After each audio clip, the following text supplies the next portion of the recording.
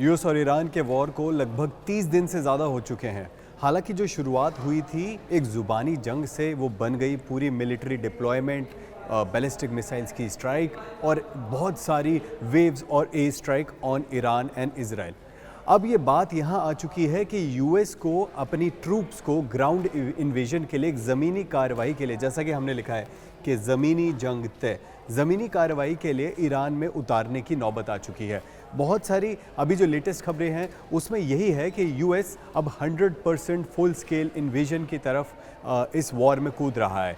हालांकि बहुत सारे लोगों का कहना ये भी है कि शायद ये फुल स्केल इन्वेजन नहीं है, ये इराक का 2003 वाला वॉर नहीं है जब यूएस एक्चुअली में फुल स्केल इन्वेजन के लिए गया था, जिसमें यूएस ने अपने लॉजिस्टिक्स, अपने मिलिट्री सबको एक कैलिब्रेटेड तरीके से, एक बहुत ही मिलिट्री स्ट्रेटजी के साथ उतारा था और लॉन्ग टर्म इन्वेजन के लिए वहाँ उतारा था। लेकिन इस बार कहा जा रहा है कि ये एक लॉन्ग टर्म वॉर नहीं हो सकता है ये एक शॉर्ट टर्म ड्यूरेशन के लिए एक कैलिब्रेशन हो, कहते हैं कि फुल स्केल इन्वेजन की जगह एक ऐसा इन्वेजन जो कि बहुत स्मार्टली डिज़ाइन किया गया है बहुत सारी चीज़ों को अंजाम देने के लिए। मेरे साथ विशाल हैं और मैं अभिषेक आपके साथ हूँ। आज हम डिकोड करेंगे 10 पॉइंट्स में यूएस और ईरान के इस वॉर को, किस तरफ वो जा रहा है और ये फुल स्केल इन्वेजन है या फिर एक स्मार्ट कैलिब्रेशन है।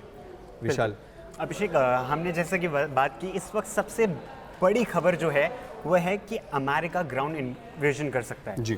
लेकिन अब ग्राउंड इन्वेजन की जब हम हाइपोथेटिकली बात करें अभिषेक, या फिर लेमन्स के लैंग्वेज में बात करें, तो सीधा सीधा सामने से आता है कि क्या आज के समय में इस तरीके का वॉर पॉसिबल है और क्या यूएस उसके लिए सक्षम है। तो उसके लिए सबसे पहले हमें एक बात जाननी पड़ेगी, what is US actually trying to do.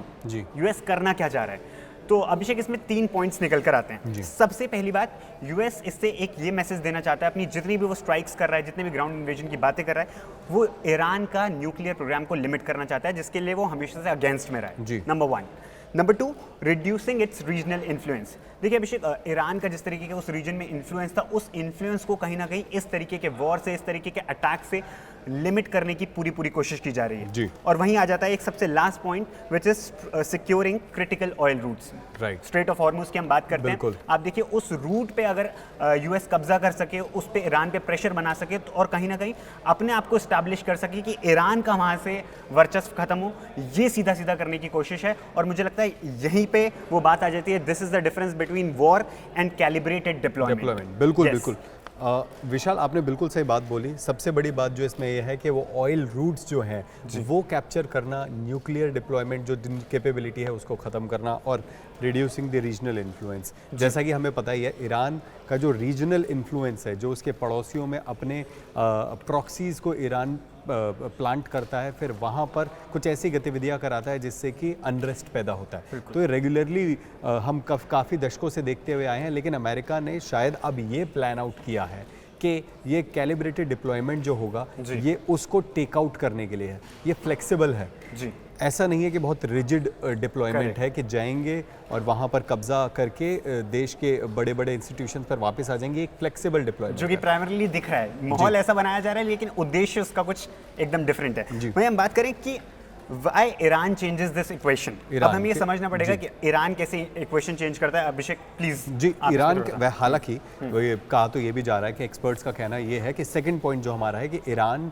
को अमेरिका ने जैसा आंका था, जैसा सोचा था, उससे कई ज़्यादा खतरनाक, डेंजरस और प्लान्ड वे में वो तैयार था। ईरान दशकों से अमेरिका के इस इन्वेजन की, इस वॉर की तैयारी करके बैठा है। तो ईरान ने जितने भी उनकी न्यूक्लियर फैसिलिटीज़ हैं, जितने भी उनके ऑयल रूट्स हैं, जितने भी उनके इवन एनर्जी इंफ्रास्ट्रक्चर हैं, उन सब को एक ऐसी डिफेंसिव पोजीशंस पर बिल्ड किया है कि अमेरिका अगर चाहे तो बाहर से ईजीली अटैक उन पर नहीं कर सकता है।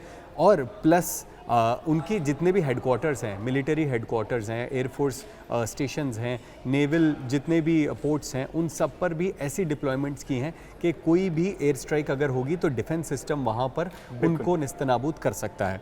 अब अगर बात करें ईरान के रिटेलिएशन की, तो हमने अब तक देखा है कि ईरान ने ड्रोन से, शाहिद ड्रोन से रिटेलिएट किया है, मिसाइल से, बैलिस्टिक मिसाइल से, चाहे वो हाइपरसोनिक मिसाइल्स हों, उनसे रिटेलिएट किया है। हाइपरसोनिक मिसाइल किसी भी विश्व युद्ध में, विश्व युद्ध तो नहीं, किसी भी युद्ध में पहली बार चलाई गई Correct. और काफ़ी खतरनाक मिसाइल जिसे बोला गया, क्लस्टर मिसाइल से अटैक किया है।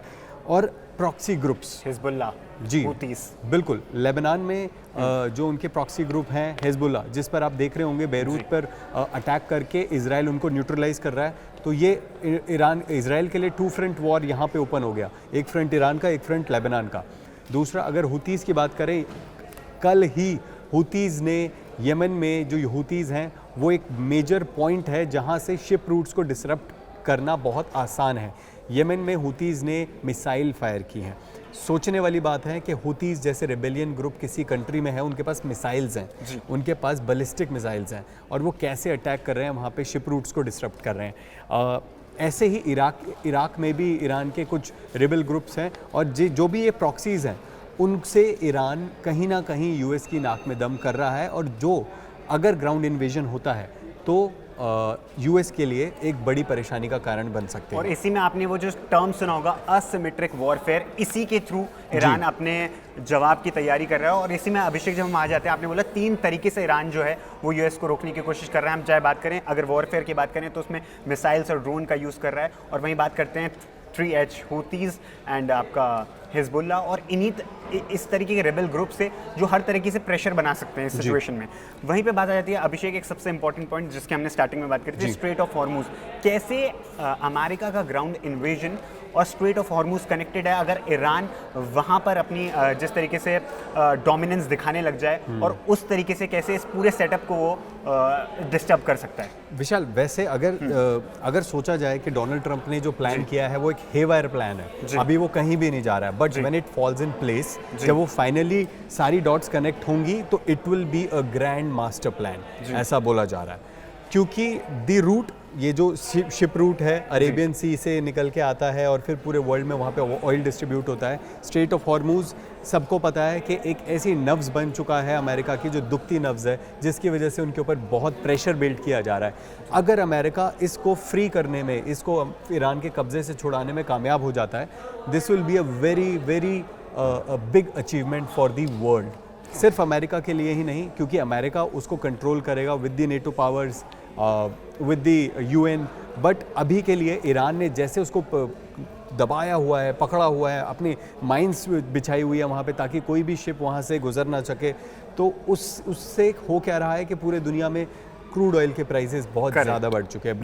ब्रेंट क्रूड जो है वो ऑलरेडी $110 प्रति बैरल के हिसाब से आज की डेट में है, और ये और भी बढ़ने के आसार है। ऐसा भी बोला जा रहा है कि अगर ईरान ने वहाँ पर ब्लॉकेड नहीं हटाया तो $300 प्रति बैरल की कीमत एक बैरल की क्रूड ऑयल की हो सकती है। और अभिषेक, इसका इम्पैक्ट तो ऐसा नहीं है ना कि अभी हमें आने वाले समय में देखने को मिलेगा, ये चीज़ें हमें अभी से देखने को मिल रही हैं, जी, जिसका ग्लोबल लेवल पे अगर हम जितनी भी कंट्रीज़ की बात करें तो वो ये चीज़ फेस कर रही हैं। अभिषेक, मैं आप ही की बात में ऐड करना चाहूँगा, 3 बड़ी चीज़ हैं जब ईरान की हम बात करते हैं। अगर ईरान स्ट्रेट ऑफ हॉर्मुज पे वो डोमिनेंस बनाकर रखता है तो उसमें 3 चीज़ें हैं जो हो सकती हैं, which is first one, which is we are facing right now, spike in global oil prices, जो कि पूरी दुनिया फेस कर रही है। वहीं दूसरी चीज़ की बात करें, ऑयल प्राइसेस की वजह से सीधा फाइनेंशियल मार्केट्स पे भी फ़र्क पड़ रहा है और इकोनॉमीज़ भी अफेक्ट हो रही है।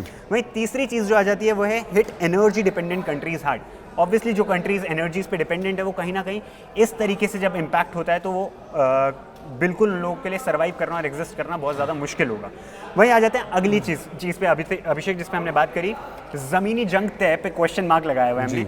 So what is this myth of a limited war, इसके बारे में प्लीज़ कुछ बताइए। विशाल, आप सही, ये शब्द बहुत ज़्यादा यूज़ हो रहा है, लिमिटेड वॉर। तो लिमिटेड वॉर का बहुत सारे मतलब निकाले जा रहे हैं कि लिमिटेड वॉर, क्या अमेरिका एक लिमिटेड वॉर कर रहा है, क्या लिमिटेड वॉर का मतलब है कि कंट्रोल्ड वॉर हो रहा है, या फिर अगर लिमिटेड वॉर है तो क्या उसमें अमेरिकन एलाइज कहीं ना कहीं अपना सपोर्ट देके एक पूरा, जैसे हम विश्व युद्ध द्वितीय की बात करें तो एलाइज जो थे, जो एलाइड ग्रुप्स थे, उन सब ने एक ऐसा कंट्रोल्ड वॉर किया था कि वो वॉरफेयर जो है अमेरिका की तरफ गया, ब्रिटेन की तरफ गया, और वहाँ पर जीत जो हुई थी वो एक कंट्रोल्ड मैनर में हुई थी।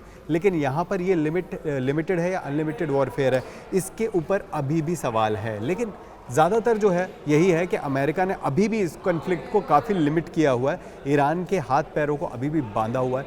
वो कहीं भी जो बहुत ज़्यादा खतरनाक जो बोल रहे थे कि पूरे विश्व में वो लोग बहुत ज़्यादा आतंक मचा देंगे, बहुत ज़्यादा बमबारी कर देंगे, ऐसा कुछ देखने को नहीं मिला है। मिडिल ईस्ट में जहाँ तक है कन्फ्लिक्ट थोड़ा फैला है, लेकिन अभी भी स्थिति काफ़ी हद तक कंट्रोल्ड मैनर में चल रही है। अब अगर एस्केलेशन होता है तो विशाल क्या हो सकता है, क्योंकि लिमिटेड वॉर अगर हाथ से निकलता है, यूएस के कंट्रोल से बाहर जाता है, तो क्या हो सकता है? बिल्कुल, उसके लिए भी हम पूरी रिसर्च करके लाए हैं जो 3 चीज़ें बड़ी हम पॉइंट्स में बताना चाहते हैं दर्शकों को। 3 चीज़ें हैं जो देखने को मिलेगी अगर एस्केलेशन होता है यहाँ से। Multiple actors get involve. Obviously जब इस तरीके की सिचुएशन आती है तो multiple countries would be involve, जो कि इस पॉइंट ऑफ टाइम पे आप देखिए डिप्लोमेसी का टाइम चल रहा है। हर कंट्री इस तरीके का स्टैंड मेंटेन करना चाहती है कि अगर इंडिया इजराइल के साथ भी अच्छा है तो वो ईरान के साथ भी अपने रिलेशन मेंटेन करना चाहता है। तो यहाँ पे सबसे बड़ा चीज़ आ जाएगी, multiple countries and actors get involve. Second thing is proxy groups open new fronts, जो हमने अभी 3H की बात करी। 3H हमास, हिजबुल्ला, हुतीज, इन तीनों फ्रंट से अगर अटैक होगा, और ये रेबल ग्रुप्स हैं, इनका अटैक आर्मी के कॉन्टेक्स्ट में नहीं होगा लेकिन दूसरे तरीके से परेशान करेगा उस पूरे रीजन को। वहीं आ जाती है तीसरी चीज़, control becomes extremely difficult. Obviously जो पहले 2 फैक्टर्स हैं, अगर इन दोनों तरीके की सिचुएशन डेवलप होती है तो कंट्रोल तो वहाँ से फिसलेगा ही फिसलेगा। अब अगले पॉइंट की तरफ अगर आए विशाल जी, तो 5th पॉइंट है हमारा, अभी अगर अमेरिका वहाँ पर उतरता है, ग्राउंड इन्वेजन करने की कोशिश करता है, तो ज्योग्राफी जो ईरान का जैसा ज्योग्राफी है, वहाँ का लैंड मास है, वहाँ के इंफ्रास्ट्रक्चर हैं, पहाड़ हैं, रेगिस्तान है, उससे क्या फ़र्क पड़ेगा। तो विशाल एक्चुअली में ईरान अगर इसे, अमेरिका अगर इसे कंपेयर करे इराक वॉर की तरह, तो ये इराक वॉर तो बिल्कुल भी नहीं है। अभिषेक, हमने सुबह भी बात करी थी, आप सुबह भी ये चीज़ बता रहे थे कि ये वो इराक वाला दौर नहीं है, ये ईरान है। और ईरान इराक से क्यों डिफरेंट है वो मुझे लगता है आप बहुत बेहतर तरीके से बिल्कुल। देखिए, इराक जो है ज़्यादातर रेगिस्तानी इलाकों से घिरा हुआ है। इराक में इंफ्रास्ट्रक्चर डेवलपमेंट भी बहुत ज़्यादा नहीं है कंपेयर टू ईरान। ईरान फिर भी इन टर्म्स ऑफ, अगर स्काई स्केपर्स तो नहीं है दुबई जैसे, लेकिन फिर भी ऐसे बिल्डिंग्स और इंफ्रास्ट्रक्चर बिल्ड किए गए हैं। ईरान की जो गवर्नमेंट है उन्होंने, IRGC ने ऐसे हेडक्वार्टर्स बनाए हुए हैं, बंकर्स बनाए हुए हैं, और बहुत सारे स्कूल्स हैं, हॉस्पिटल्स हैं, रेजिडेंशियल सोसाइटीज़ हैं, और ऐसे टनलिंग है, बोला जाता है, जिनके बारे में लगातार वीडियो सोशल मीडिया पे कई दावे आते हैं। इराक में ऐसा कुछ भी प्लान नहीं था, लेकिन Iran has been planning this from decades. बिल्कुल। तो करीबन जब इस्लामिक रेवोल्यूशन हुआ था उसके बाद ही अमेरिका ने सैंक्शंस लगाने शुरू कर दिए थे ईरान पे, और ईरान ने तभी से, जो ये खोमेनी की गवर्नमेंट थी, रोला खोमेनी की गवर्नमेंट थी, उन्होंने ये उसी तब समय प्लान किया था कि हम अमेरिका के अगेंस्ट आज ही से प्लानिंग करेंगे, चाहे वो न्यूक्लियर वॉरफेयर की प्लानिंग हो, चाहे वो ग्राउंड इन्वेजन की प्लानिंग हो। अब इसके विरुद्ध ईरान जो है वो प्रिपेयर्ड है। तो आप सोच ही सकते हैं कि एक एक कदम पर, हर एक कदम पर मुश्किलें हैं अगर अमेरिका की फोर्सेस वहाँ पर ग्राउंड पर उतरती हैं। ऐसा बोला जा रहा है कि हज़ारों पैराट्रूपर्स, मरीन्स और बहुत सारे अमेरिकी सैनिक, ज़्यादा यहाँ तक कि 82nd एयरबोर्न जो पैराट्रूपर्स हैं वो भी वहाँ पर उतरने की तैयारी में। तो आप सोच ही सकते हैं कि ईरान जो है वहाँ पर माउंटेनियस रीजन है, वहाँ पर हार्ड एंड इंफ्रास्ट्रक्चर है बहुत ज़्यादा, और डेकेड्स ऑफ डिफेंसिव प्रोडक्शन है। बिल्कुल। मैं विशाल एक पॉइंट और ऐड करना चाहूँगा यहाँ पर, इज़राइल और अमेरिका। इज़राइल और अमेरिका ने अभी कुछ टाइम से उनको ये समझ आ गया कि जो ईरान है वो अपने एयर डिफेंस से बहुत ज़्यादा स्ट्रॉन्ग है, प्लस अब जो बैलिस्टिक मिसाइल्स वो फायर कर रहे हैं, उनके जो जितने भी बैलिस्टिक मिसाइल्स फायर की जाती है तो उनका एक पूरा व्हीकल होता है जिससे वो कैरी करके लेके जाते हैं, रेडार्स होते हैं, उनसे वो डिटेक्ट होता है, फिर वो फायर किया जाता है। अब ये जो व्हीकल्स बनते हैं, ये जो पूरे कैरियर्स होते हैं, ये इनको नीड होती है रेगुलर मेंटेनेंस की और स्पेयर पार्ट्स की ज़रूरत होती है। इजराइल और अमेरिका ने अब टारगेट किया है, जो अमेरिका बोल रहा है कि अभी हमारे पास 3000 टारगेट्स हैं, 11,000 टारगेट्स हम हिट कर चुके हैं, 3000 टारगेट्स हमारे पास लेफ्ट है। तो वो 3000 टारगेट्स में से ये इन्हीं डिफेंसिव प्रोडक्शन की स्पेयर पार्ट्स की जो कंपनीज़ हैं उन पर टारगेट करने का प्लान अमेरिका का और इजराइल का अब है, ताकि जब ये मिसाइल्स और ये ड्रोन्स हैं ये फायर किए जाएं, उसके बाद जब मेंटेनेंस के लिए वापस से जो मशीन्स हैं वो जाएं तो वो मेंटेनेंस ही ना हो पाए। करेक्ट। तो धीरे धीरे वो मशीनें बिल्कुल ज़मीन पे आ जाए, ख़राब हो जाएं। तो इसीलिए ये एक बड़ा प्लान है।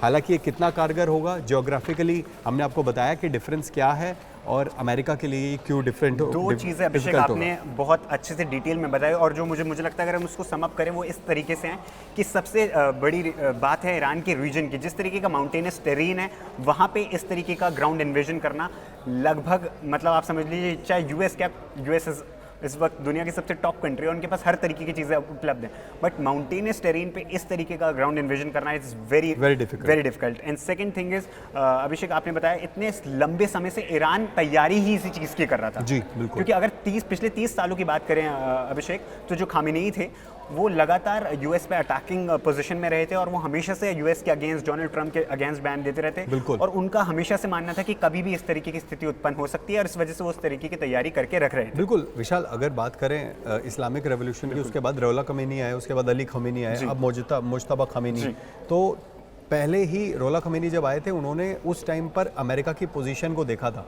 अमेरिका ने उनको सैंक्शंस लगाने के साथ अलग थलग करने की कोशिश की। जब ये ईरान के लीडर्स ने देखा तो उनको समझ आ गया कि इस सुपर पावर के अगेंस्ट, अब आप सोचिए कितनी बड़ी बात है कि वर्ल्ड की एक इतनी बड़ी सुपर पावर आपको बॉयकॉट कर रही है, सैंक्शंस लगा रही है, उसके आपको अलग थलग कर दिया है। बिल्कुल, उसके बावजूद आपने इतनी बढ़िया डिफेंसिव पोजीशन में आप हो, आप इतना अच्छा अपने आप को प्रोटेक्ट कर पा रहे हो, आप पूरे वर्ल्ड में अपनी प्रॉक्सी सेटअप कर पा रहे हो, आप कहीं ना कहीं अपना दबाव जो है वो अमेरिका को फील करा रहे हो, आप न्यूक्लियर केपेबल कंट्री बनने की कगार पे थे। लेकिन अब अमेरिका ने अगर पीछे भेजा है ईरान को न्यूक्लियर केपेबिलिटी से, तो खैर काफ़ी दूर चले गए हैं, अगर वो भेजा है तो कहीं ना कहीं अमेरिका को भी इसका खामियाजा तो भुगतना पड़ ही रहा है। विशाल, अगर बात आए अब हमारे नेक्स्ट पॉइंट की, जो हम डिकोड कर रहे हैं इस पूरे वॉर को, अगला जो पॉइंट है वो बहुत इंपॉर्टेंट है, वो है रिजीम चेंज के ऊपर। रिजीम चेंज की जो वादा किया गया था, अमेरिका ने बोला कि पहले भी रिजीम चेंज हुआ है, इस बार फिर से रिजीम चेंज होगा, और जब पहलवी डायनेस्टी गई थी तो इस्लामिक रेवोल्यूशन आया था, इस बार इस्लामिक रेवोल्यूशन जाएगा तो कौन आएगा? क्या इसको आप कैसे एनालाइज करते हैं? अभिषेक देखिए, एक मैं नाम लूंगा तो मुझे लगता है दर्शक भी कहेंगे ये आपने कौन सा नाम ले दिया, ये तो रेलिवेंट भी नहीं है, लेकिन स्टिल जो आपने बताया, जब रिवॉल्यूशन आया तो पहलवी जो थे उनको जाना पड़ा, एग्जाइल्ड प्रिंस, और अभी उनके रेजा पहलवी हैं जो खुद शिकागो में रह रहे हैं, जिनके उनसे बहुत अच्छे संबंध हैं अमेरिकी सरकार से। बट लेकिन ये प्रैक्टिकली डुएबल और पॉसिबल नहीं लगता, इट्स नॉट वेरी इजी कि आप वहाँ से ले जाकर कोई एक बंदा सीधा ईरान के रिजीम में बिठा दीजिए, वो भी पॉसिबल नहीं है। तो वहाँ पे सबसे बड़ा पॉइंट आता है ये समझने वाला कि अब अगर रेजीम चेंज चाहते हैं तो वो होगा कैसे, और कौन सी वो रेजीम है जो डोनाल्ड ट्रंप के इशारों पर चल सकती है वहाँ।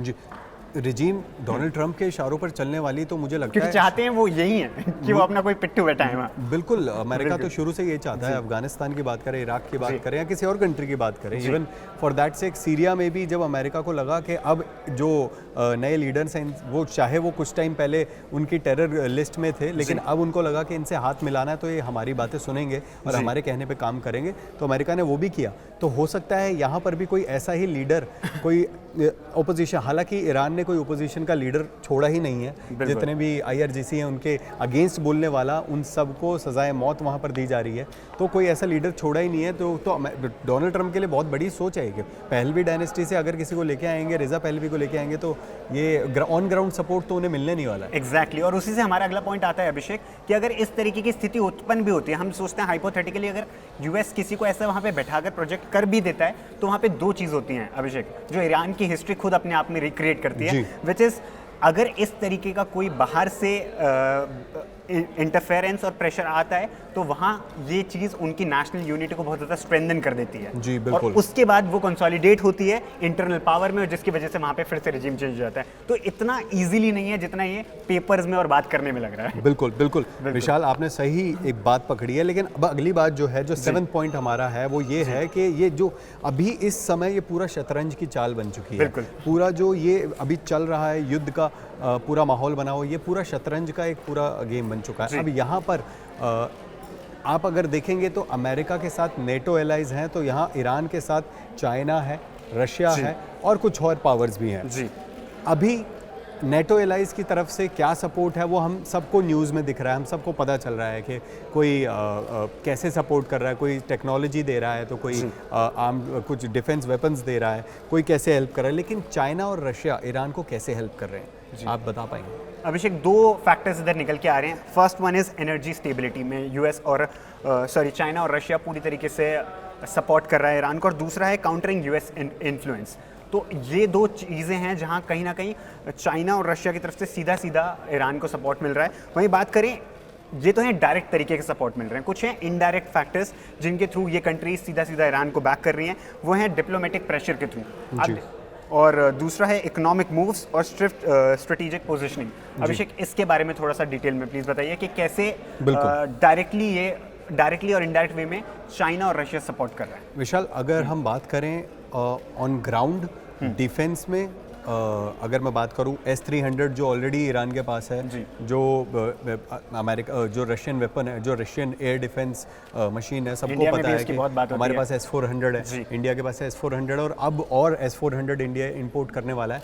लेकिन ईरान के पास ऑलरेडी जो वेपन्स हैं वो चाइना और रशिया के से लिए हुए वेपन्स हैं। अभी भी जो सैटेलाइट टेक्नोलॉजी रशिया और चाइना प्रोवाइड कर रहे हैं ईरान को, उसकी वजह से ही ईरान अपने जो प्रिसीजन स्ट्राइक्स हैं वो कैरी आउट कर पा रहा है अपने बैलिस्टिक मिसाइल से। दूसरा, अगर एयर डिफेंस की बात करें तो इंफ्रारेड एयर डिफेंस, और ये ऐसी टेक्नोलॉजी जिससे F-35 को तबाह किया गया था, ऐसी टेक्नोलॉजी जिससे कि इस समय अमेरिका के करीबन 20 से 25 प्लेन ईरान ने बर्बाद कर दिए हैं। और वो प्लेन छोटे मोटे प्लेन नहीं है, कम से कम भी $50 मिलियन से 100 से $150 मिलियन के प्लेन्स हैं।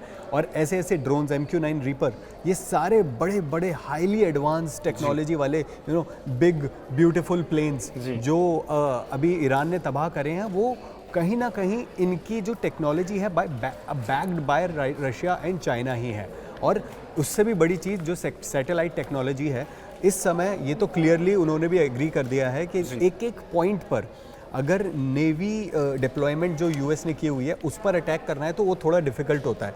लेकिन एक एक मूवमेंट जो है वो सैटेलाइट के ज़रिए रशिया और चाइना ईरान को बता रहे हैं, और वहाँ से फिर बैलिस्टिक मिसाइल जा रही हैं जो कि अमेरिका की नेवी पर अटैक कर पा रही हैं। तो ये डायरेक्ट इन्वॉल्वमेंट हो गया। हालांकि और भी तरीके हैं, जैसे कि विशाल, अगर मैं आपको बताऊं, किसी ने बोला कि इस वॉर में सिर्फ एक विजेता है जो अभी भी विजेता है, वो कौन है? वो व्लादिमीर पुतिन है। कैसे हैं? बिल्कुल, मैं भी जानना चाहूँगा कैसे। आप सोचिए कितना स्ट्रेटेजिकली इस समय व्लादिमीर पुतिन और रशिया खेल रहे हैं। रशिया के ऊपर सैंक्शंस थे, यूरोप ने सैंक्शंस लगाए थे, डिस्काउंटेड प्राइस पे रशिया अपना क्रूड ऑयल और पेट्रोल पूरी दुनिया को देना चाह रहा था। हालांकि अमेरिका ने रिवर्स सैंक्शंस लगाए थे कि कोई खरीदे भी ना, जो खरीदेगा उस पर भी सैंक्शंस लग जाएंगे। खामियाजा इंडिया को भुगतना पड़ा। तो लेकिन काफ़ी समय तक इंडिया ने बहुत सारा तेल खरीदा। हालांकि इंडिया ने कभी तेल खरीदना रोका ही नहीं, जो असल बात है। तेल हमेशा आता रहा, लेकिन अमेरिका की वजह से कुछ कमी की गई थी। लेकिन फिर भी इंडिया में तेल हमेशा आता रहा रशिया से। अब अगर बात करें प्रेजेंटली, पहले $40 पर बैरल के हिसाब से रशिया, ध्यान से सुनिएगा, $40 पर बैरल के हिसाब से डिस्काउंटेड प्राइस पर रशिया जो है दुनिया को क्रूड ऑयल दे रहा था। आज की डेट में वही रशिया विदाउट डिस्काउंट 100 से $110 प्रति बैरल के हिसाब से वही तेल 4 गुना अमाउंट में बेच रहा है। क्यों? क्योंकि स्ट्रेट ऑफ हॉर्मुज पूरा जैम है। तो जो देश सैंक्शंस था रशिया पे लगा रहे थे, जो देश रशिया को बहुत कुछ भला बुरा कह रहे थे, यूरोपियन देश हो, अफ्रीकन देश हो, कहीं और के देश हो, वो सारे देश आज रशिया के सामने हाथ जोड़ के खड़े हैं कि हमें आप ऑयल दे दो, हमें अपनी इकोनॉमी चलानी है। तो ये अपने आप में पुतिन के लिए एक बहुत बड़ी जीत है। हालांकि अगर हमारे देश की तरफ से बात करें तो पुतिन रशिया और इंडिया को लेकर हमेशा से ही यही बात कही गई है कि एक बहुत अच्छी दोस्ती का नाता है, और चाहे वो तेल की बात हो, चाहे डिफेंस पैक्ट्स की बात हो, हर जगह रशिया जो है इंडिया के साथ अब कंधे से कंधा मिला के खड़ा होता है। तो जब स्ट्रेट ऑफ हॉर्मुज से हमारे यहाँ तेल की कमी होना शुरू हुई, जब फील हुई सरकार को, तो सरकार ने अपील किया और रशिया ने तुरंत रिएक्ट करके अपने जो पानी के जहाज़ कहीं और जा रहे थे उन्हें भी डाइवर्ट किया गया इंडिया की तरफ, और इंडिया की को पूर्ति में जो ऑयल है वो दिया गया। इसीलिए पुतिन को बोला जा रहा है कि कोई जीते या हारे, लेकिन पुतिन बाजीगर है इस गेम। अभी आपने जब ये टॉपिक हम स्टार्ट ही करे थे तो उससे पहले आपने एक टर्म दिया था, ग्लोबल चेस बोर्ड बनी हुई है। जी बिल्कुल। और उस चेस बोर्ड में मुझे लगता है पुतिन जो है वो अपना एकदम रफ्तार से आगे बढ़ते चले जा रहे हैं, और वहाँ वो बहुत स्मार्टली इस गेम को अच्छे से समझ पा रहे हैं और खेल भी पा रहे हैं। बिल्कुल बिल्कुल सही बोला आपने। अब विशाल, अगर अब लास्ट जो पॉइंट है हमारा वो रह गया है कि अगर ये जो ग्राउंड इन्वेजन है, ये कामयाब होता है या फिर जो भी अभी वॉर की स्थिति है वो और ज़्यादा बढ़ती है, तो क्या क्या खामियाजे भुगतना पड़ सकता है पूरी दुनिया को? जी अभिषेक, वैसे इस बारे में हम अभी बात भी कर चुके हैं, लेकिन एक बार फिर से बताना चाहेंगे कि हम पूरे इस पूरे जितने भी हमने पॉइंट्स करें उनको हम सम अप करना चाहेंगे। दो चीज़ें हैं मोटा मोटा जिस तौर पर पूरी दुनिया को नुकसान उठाना पड़ रहा है। वो एक तो सबसे बड़ी बात है कि ऑयल प्राइसेस में स्पाइक आ रहा है, और वो ऑयल प्राइसेस सिर्फ ऑयल प्राइसेस तक लिमिटेड नहीं है, वो ट्रांसपोर्टेशन से लेकर हर चीज़ को इम्पैक्ट करेंगे, और कहीं ना कहीं रिसेशन जैसी स्थिति भी आ सकती है आने वाले समय में। तो इसको अवॉइड करना पड़ेगा। और दूसरी चीज़ ग्लोबल, अगेन वही global market could react instantly, जो कि लगातार देखा जा रहा है, और multiple fronts could open across the region. जो जिस स्थिति में मुझे लगता है, अभी कहते हैं ना कि पूरी दुनिया में तो इस वक्त वॉर चल रहे हैं, लेकिन प्रधानमंत्री नरेंद्र मोदी लगातार कहते आए हैं, और वो अभी भी अपने स्टैंड पे मेंटेन है कि ये एरा वॉर का नहीं है, जहाँ पे थ्राइव करने वाली कंट्रीज़ को आगे बढ़ना चाहिए मिलजुल कर एक साथ। तो उस दौर में हैं हम, लेकिन अगर ऐसा कुछ होता है तो फिर मुझे लगता है कि ये पूरी ग्लोबल इकोनॉमी के लिए और पूरी दुनिया के लिए बहुत विनाशकारी साबित होगा। बिल्कुल सही कहा। और वहीं पे आ जाता है हमारा लास्ट पॉइंट अभिषेक, कि क्या यूएस इस ग्राउंड इन्वेजन कर सकता है या नहीं। सवाल ये नहीं है यूएस कोई चीज़ स्टार्ट कर सकता है, उस पर सवाल नहीं है, पर क्या यूएस उस चीज़ को एग्जीक्यूट कर सकता है, जी, उस पर बहुत बड़ा सवाल अभी भी है। जी विशाल, लास्ट पॉइंट से यही एंड करेंगे कि हमने शुरू में जो बोला कि ये फुल स्केल इन्वेजन है या कैलिब्रेटेड डिप्लॉयमेंट है। अब आप लोग इस पे जज करिए। हमने आपके लिए डिकोड किया कि क्या है यूएस और ईरान का ये युद्ध। आप देखते रहिए, हमारे साथ बने रहिए। Thank you.